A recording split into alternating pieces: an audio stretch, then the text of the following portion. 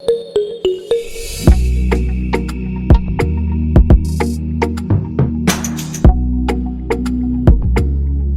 number 16. A container contains 7 part milk and 3 part water. How many parts of the mixture should be taken out and replaced by water so that container contains half milk and half water? देखो, water और milk का ratio container में कितना है? 3:7.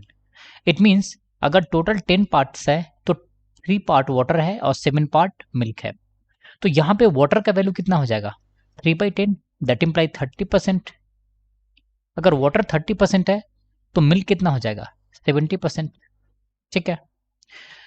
अब क्या किया है इन्होंने? मिक्सचर में से कुछ पार्ट रिप्लेस कर दिया है किससे? वाटर से.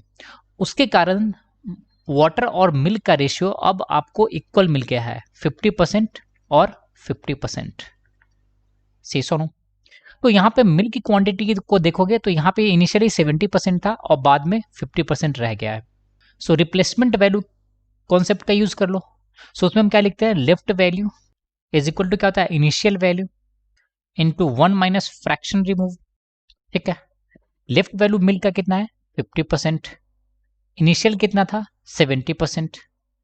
और फ्रैक्शन कितना होगा? 1 माइनस, आपको एफ तो निकालना ही है. तो यहां से आप क्या लिखोगे? 50/70 इज इक्वल टू क्या हो जाएगा? 1 minus F.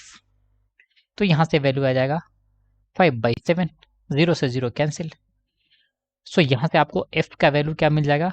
1 minus 5/7. That imply ये होगा 2/7 के.